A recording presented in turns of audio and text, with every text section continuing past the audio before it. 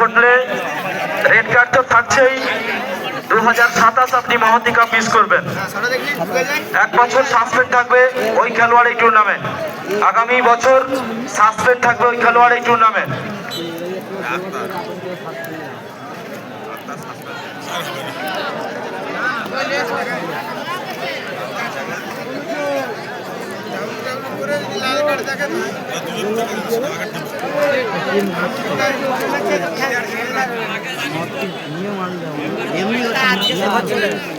এই বছর তো করছে আমি জানি না,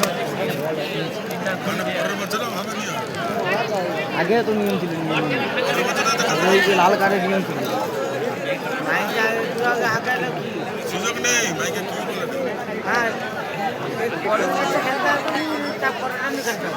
না ও শেষ, পরের বছরও তো আর শেষ নেই।